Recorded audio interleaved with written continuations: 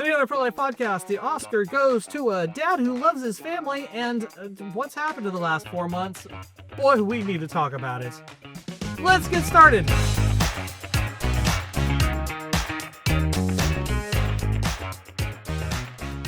Happy Thursday, Pro Life family. Welcome back to the table. This has been too long, friends. Yeah, it's a new table. Oh, wait, it's a new room. New table, new room. Yeah, we moved, and that really disrupted you have to take everything down and pack it up, and then you have to put it all back. The good thing is nothing has happened since the last podcast. Yeah, nothing's In happened since mid-October. October. We'll pick right up where we left off. Can't wait for Trump to be inaugurated. I don't know. Oh, that election. How do you think that election's going to go, you guys? Yeah. I think one or two things might have happened since then. Just a couple. Oh, my. Yeah. So now we have to pick up with, first, the Oscars just happened, and there was actually something good in there worth noting. Yes.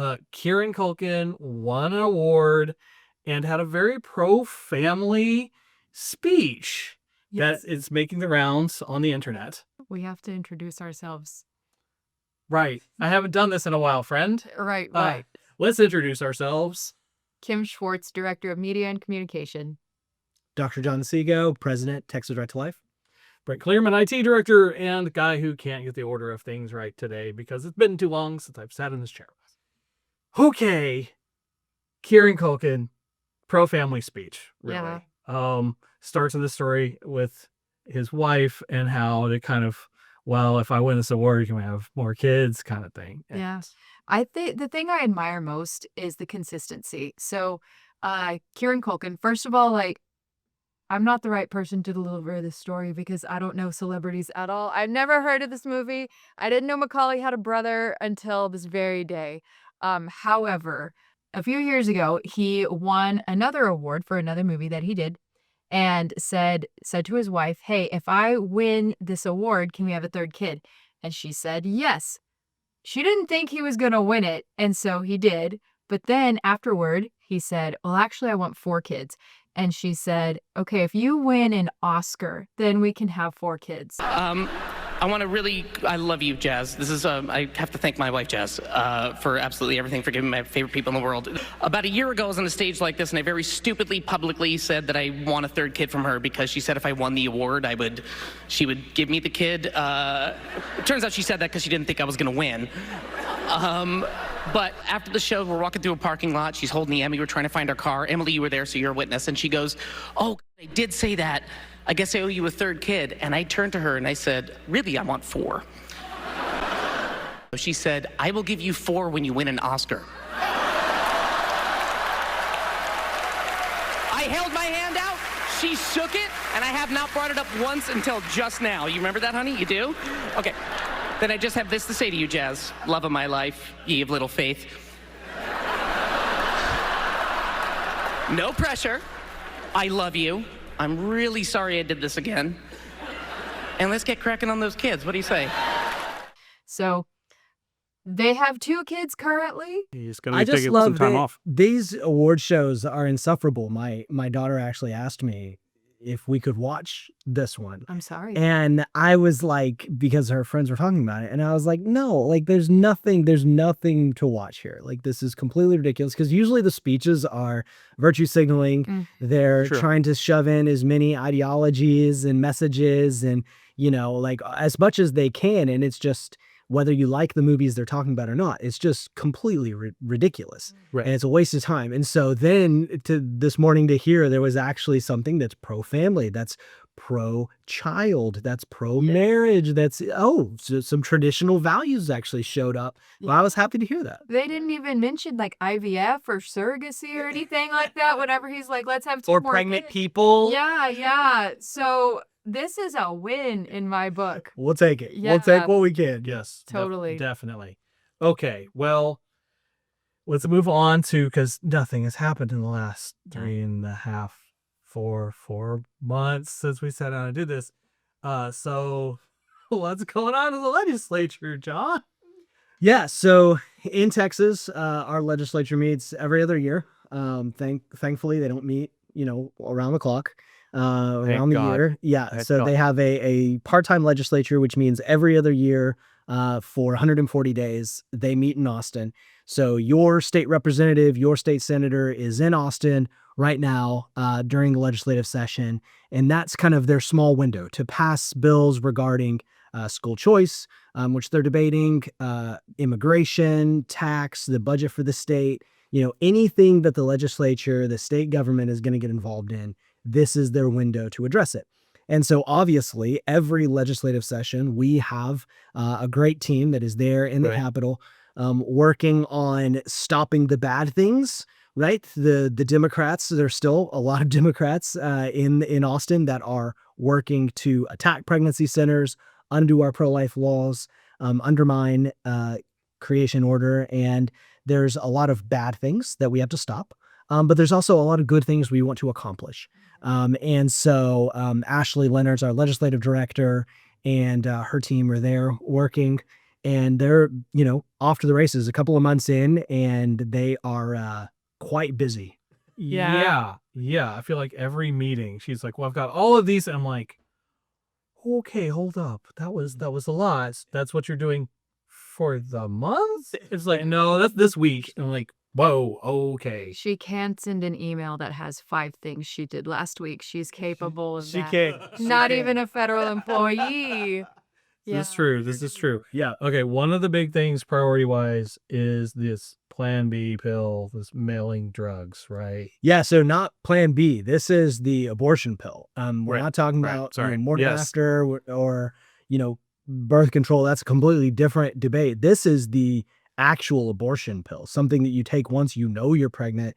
You're 6 weeks up to 10 weeks of the pregnancy, and that is the new trend. And so our standard has been talking to legislators saying our standard is you have to address abortion pills by mail. You have to do something to fight back against this huge trend that is evil. I mean, Right. it is hurting women, that is killing children in Texas. And the estimates that we have, conservative estimates, are that over 20,000 people in Texas are ordering these abortion pills. Hold on. You said people for an I important did. reason. Okay, Yeah. it's not the reason you think. No, I'm not talking about pregnant people. I'm talking about evil people. So I'm talking about that we don't know that these are women that are ordering these pills, and there's stories of men ordering them to force women to secretly give them to women. And so there's a really big story out of Houston where a husband ordered the pills,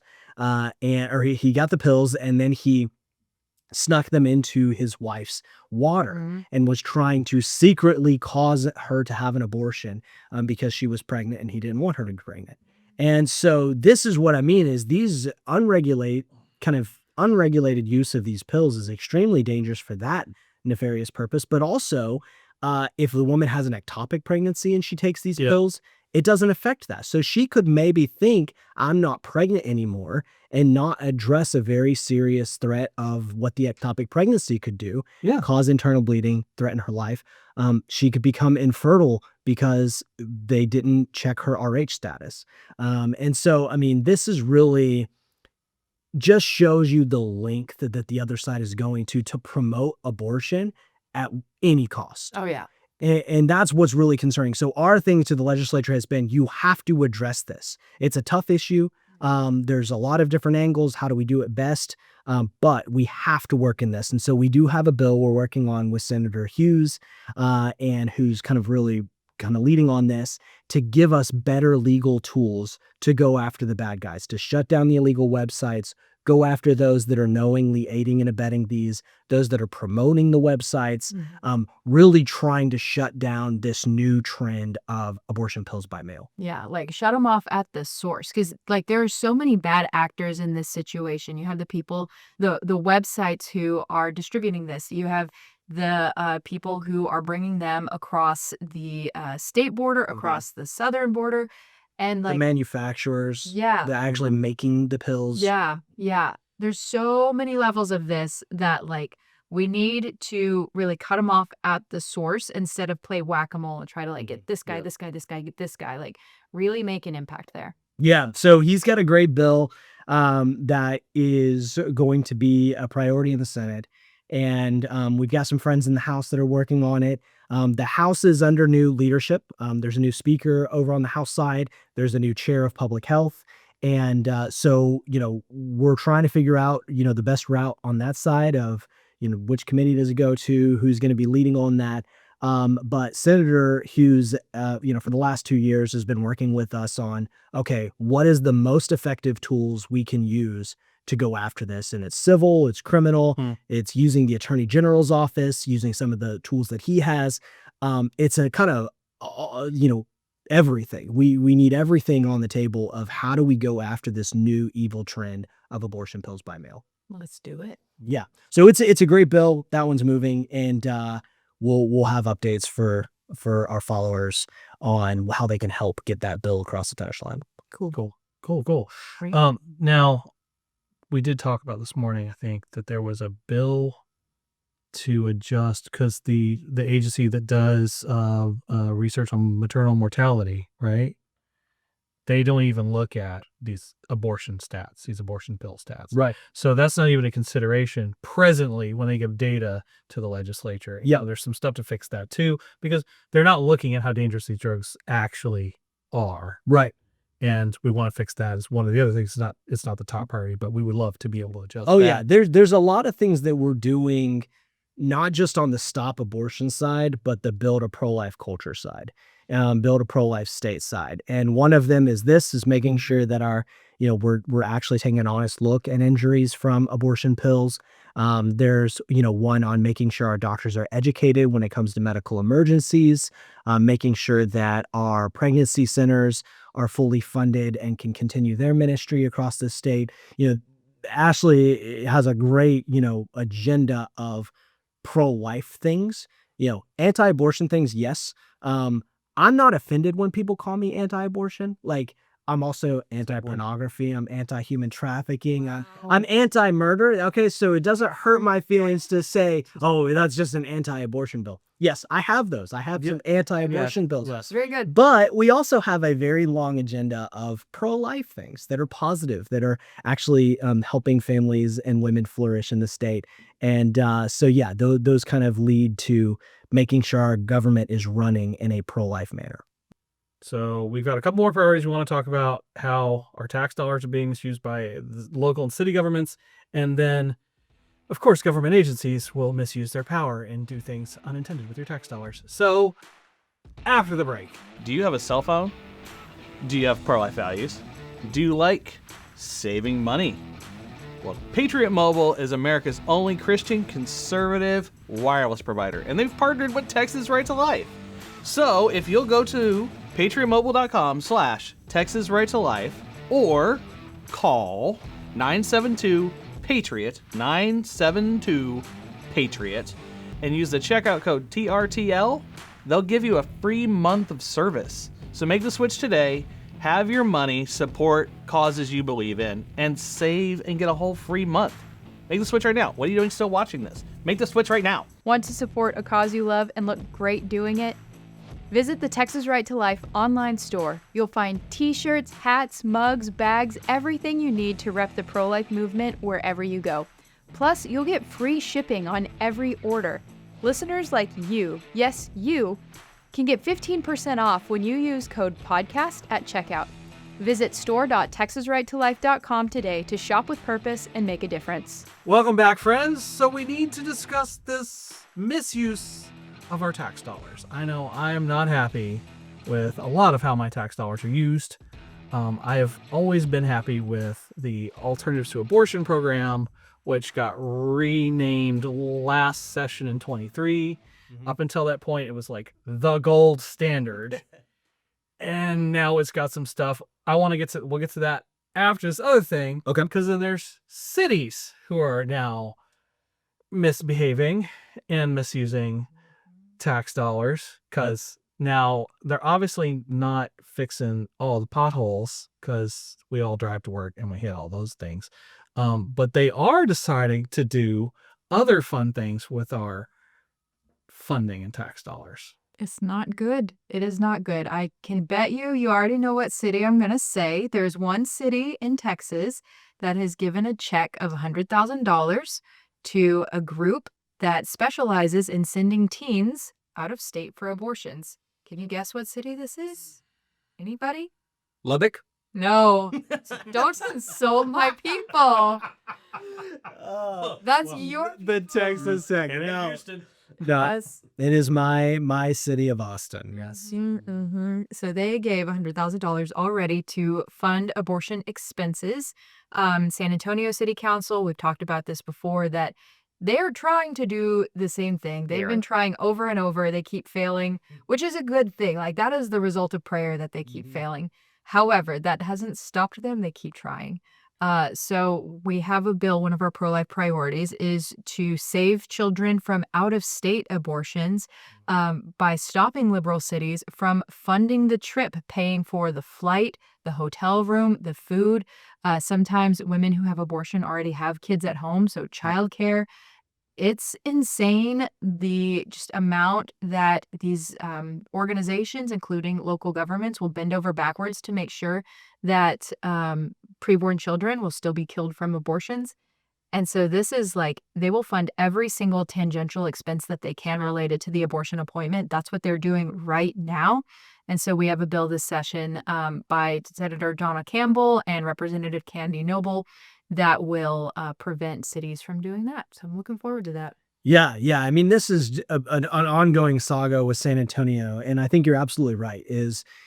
There's this really funny tension because of the lawsuit that we brought against San Antonio, that the city staff is more cautious. Like, they keep advising the council, don't do this. Like, hey, let's use the money over here. Like, look at the shiny thing. Let's go this direction. And so they're constantly trying to get the council, and then it works for a couple of weeks, and then the council comes back. Oh, wait, no, we really want to pay for that. So the city council right now is still trying to find a way to send taxpayer dollars for abortion travel. Meanwhile, Senator Donna Campbell, that represents some of San Antonio, she is following up on a bill and saying, hey, you're actually, kind of going around another Texas law that we passed to stop you from this nonsense. And so she's got a bill that we worked on, that we kind of brought to her and asked her to help out with.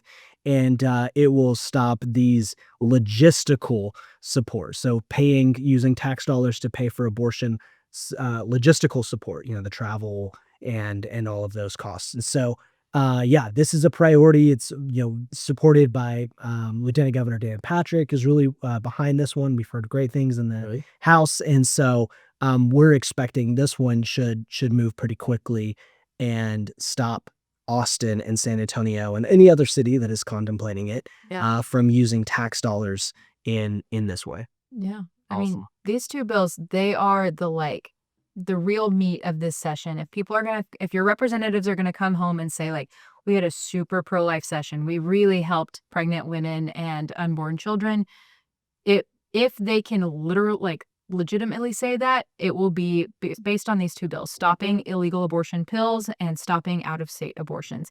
Everything else we want to move the ball forward on building a pro-life culture. But success of this session will depend on whether we stop abortions. So one of those other bills, speaking of, how governments are misusing your tax dollars. So we have some drama with funding for pregnancy This is centers very true. lately. It's very true. So around Christmas, the HHSC, which stands for Health and Human Services Commission. Thank you. Mhm. Thank you. Yes, the one of Texas alphabet soup, right? We have those, acronym agencies in Texas too. So it's not just the federal government, and not just the federal government has those agencies who do things that are maybe a little out of bounds, not the intent of the lawmakers. So up until 2023, we had the Alternatives to Abortion program that was still managed by HHSC, but it was pretty clear just in the title how you use these funds. And well, here we are now. The end of 2024, they decided they needed to change the rules. So here we are now looking at pregnancy centers just losing tons of their funding from this program that was designed for pregnancy centers. Yeah, I so like you said, in 2023, the legislature gave the commission the keys to the car and said, all right, good luck, take this wherever you want. And then, hey, shocker, at the end of last year, they drove it into the ditch. Wow. And so I think that's, we're really trying to figure out, how do we keep this pro-life program on mission and make sure that it is focused. And it is a big, it's a big pile of money. I mean, it's $165 million last biennium. It's going to be, we're pushing for it to be $210 million for this biennium. And so Biennium means 2 years. yeah, sorry. We do our budgets based on 2 years. And so for the next 2 years, we'll dedicate $210 million. And so, the kind of politicians that are looking at that is like, oh, we could really use that money for all these other projects. Yeah. And so the challenge is saying, no, this is a pro-life program. That money needs to go to pro-life ministries. It doesn't need to go to hospitals that are partnering up with Planned Parenthood. It doesn't need to go to these other ministries that, have nothing to do with pregnant women and their families.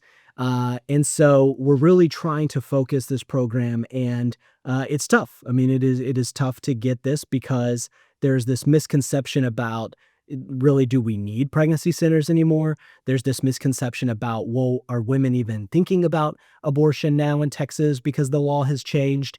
There's just a lot of kind of fog around this issue. And so Ashley and the team in Austin are really having to have these conversations to educate our politicians, our legislators, but also to pass some effective policies to really make sure the program doesn't kind of drive off the road anymore. The most shocking thing to me in seeing this development was that the state agency literally changed the goal of the program. Before, it was alternatives to abortion, and it was designed, and it still is designed, for pro-life pregnancy centers, which you would think that means the goal is women who choose life.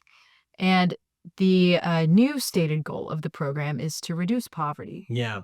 Good goal, not the goal of this program. I mean, if anybody's been able to reduce poverty in the last 40 years, it's the government, right? They're doing a great job. They've done an amazing job at that. So we were working with the governor's office, we were working with the commission, and those avenues are still available. We don't give up on anybody. It is a lot harder to make progress there. Yeah. We do have a bill that we're trying to use as a vehicle to kind of force their hand. It's just say, this is the law, and reiterate the law. That is, money is only supposed to go to life-affirming providers. So if you have a pro-life mission, that if your goal is to help women facing unexpected pregnancies, help their families, to really tie it down to, hey, these are the types of providers. So clarify that point. There's some other areas that we're really trying to make sure that we're not pushing pregnancy centers out.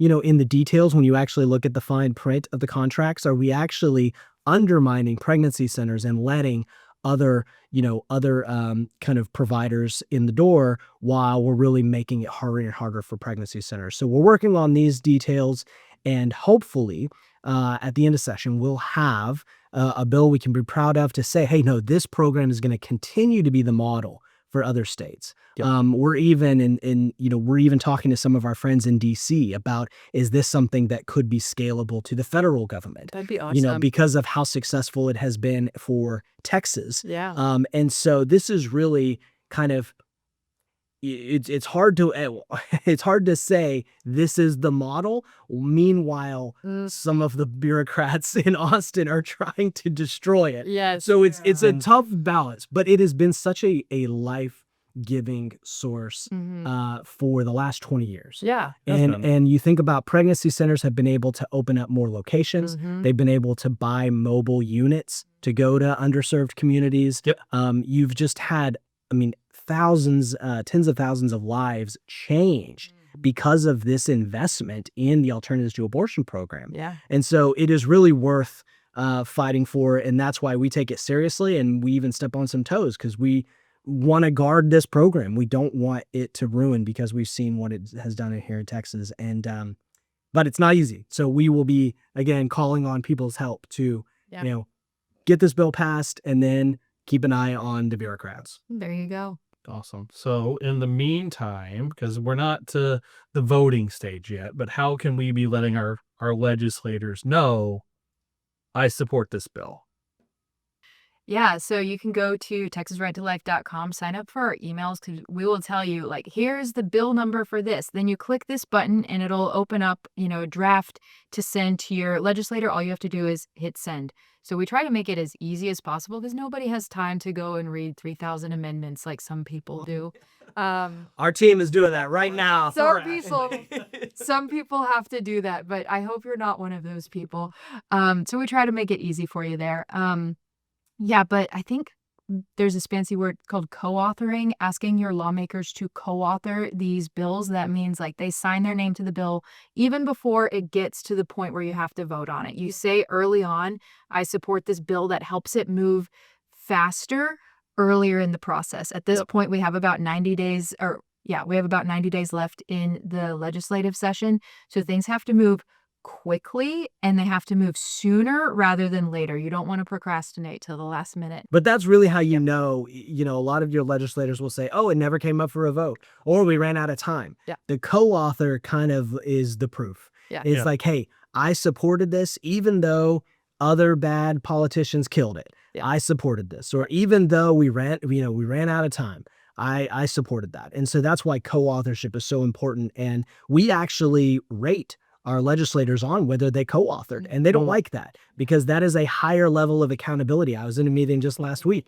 where they were telling me how much they don't like that, that we judge them based on not just their votes, what happens to come up, but on the co-authorships. And the way I explain it is kind of like there's the pop quiz and there's the exam. The pop quiz is what happens to get to the floor, okay, and whether you were ready. That's a little bit easier to pass than an exam, which is like, did you go and do your research? Did you go and study? Did you go and put your name on all the bills you were supposed to? That's a more comprehensive test rather than just, were you in your seat when this bill came up and you pushed the green light? Right. And so anyway, we kind of know how it works. And we will be able to tell you how your legislator did, but help them succeed. Yeah, help them know, what we're looking for, and the co-authorship of the pro-life priorities is the standard. Yep. We'll put a link in the comments to make it easier for you so you can find out who your state rep and your state senator are, some text to send them, asking them to co-author this bill, this bill, this bill. Easiest thing, though, is to sign up for our emails, and we'll spoon feed that to you, too. Awesome. Cool. Well, friends, links below. You know what to do. You sign up for those emails so you can go ahead and tell your legislator, I support this pro-life legislation.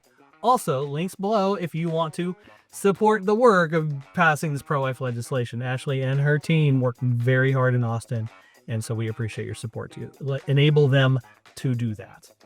So, friends, like, share, subscribe. Thank you for watching. We'll see you in 2 weeks. I mean it this time. 2 weeks. Actually, 2 weeks, not like 4 months.